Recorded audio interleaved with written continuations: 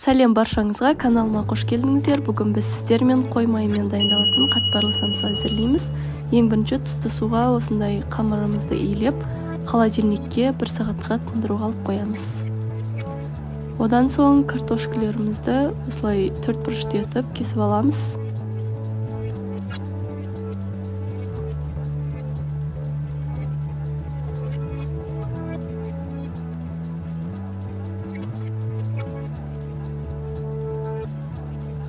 Одан соң пиязымызды осындай тоже кубик етіп, 4 бұрышты етіп кесіп аламыз.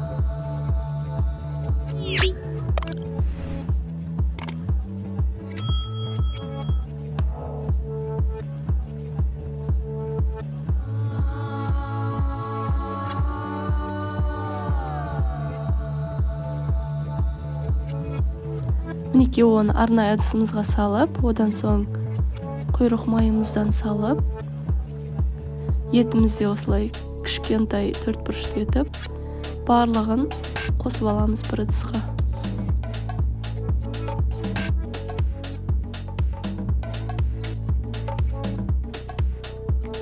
Одан соң тұзымызды және де әртүрлі дәмдеуіштерден өздеріңіз араластырып қоссаңыздар болады.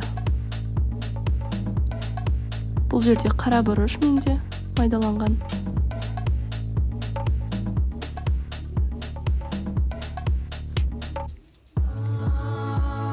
Мінекей холодильникте тұрған қамырымызды алып, жақсылап бірінші илеп алып,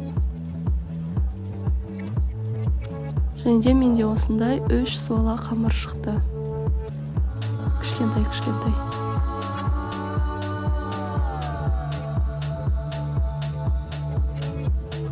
Енді жаюды бастаймыз. Ең алдымен осылай үлкейтіп алып,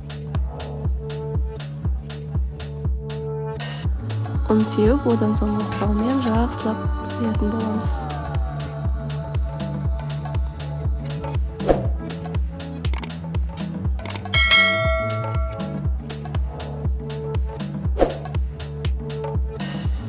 Мінекей дайын менде.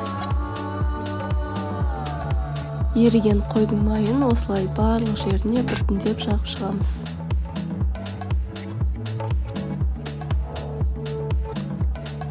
Және осылай орап аламыз.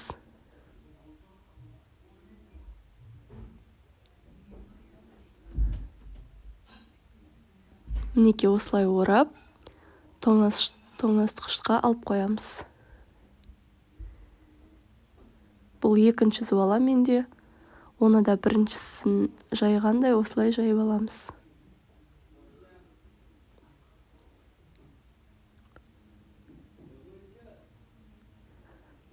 Қалғандарын да дәл солай жалғастырып, барлығын тоңазытқышқа салып аламыз.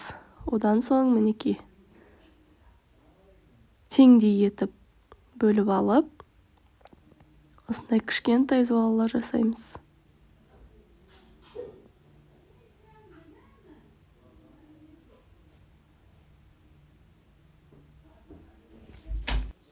Мінекей дәл ортасынан басып, осылай.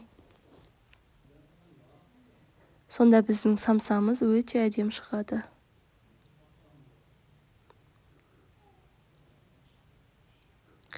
Және де жайып аламыз, мінекей.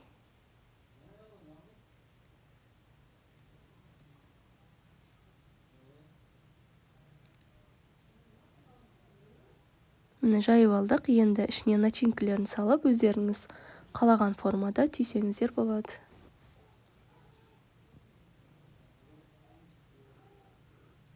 Дайын болған самсаларды үстіне жұмыртқаның сарысынан жағып, духовкаға 180 градусқа 30 минутқа салып қоямыз.